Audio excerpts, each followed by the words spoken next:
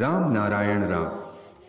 જે લોકો મહાન છે અને કાર્યમાં લાગેલા છે તેઓ આ સમજ પ્રાપ્ત કરીને તેમના શરીરમાં વિશાળ શક્તિ સંચિત કરી રહ્યા છે। શરીરના અંદર આ વિશાળ શક્તિ પ્રવાહિત થાય છે। એક સમુદ્રમાંથી નદી, નાળા, નહેરો અને તળાવોનો જન્મ થાય છે। દરેક જીવમાં આવી શક્તિ હોય છે જેમાં આકર્ષણ કરવાની ક્ષમતા હોય છે। જો એક બે છે તો એવા બીજા પણ ચોક્કસ હશે। જો એક શક્તિ છે તો પછી અનંત શક્તિઓ આપમેળે આવતી રહે છે। અતએવ ચી હોય કે મચ્છર, દરેકમાં આકર્ષણ કરવાની શક્તિ હોય છે। આ શક્તિ શા માટે હોય છે?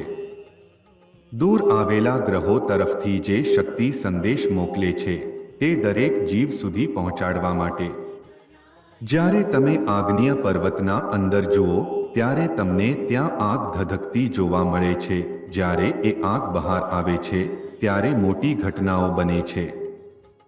સૂર્યના અંદર પણ એવી જ આગ ધધકી રહી છે। એક દિવસ આવશો કે સૂર્ય ભાગ ભાગ થઈ ઠંડો પડી જશે। આ જ ધધકતી આગમાંથી પૃથ્વી બનેલી છે। પૃથ્વી પણ એક દિવસ ઉકળતી હતી। માનવમાં પણ એવી જ આગ ધધકે છે। પૃથ્વી અનેક સ્તરોમાં વહેંચાયેલી છે। અહીં ગરમી છે, ઠંડી છે। દરેક જગ્યાની પરિસ્થિતિઓ અલગ હોય છે, ક્યાંક ગરમી, ક્યાંક ઠંડી।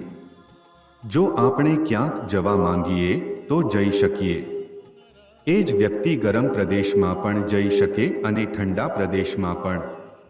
આપણે અંદર બોધશક્તિ છે। જ્યારે બોધશક્તિ હોય ત્યારે તેની કોઈ સીમા નથી હોતી।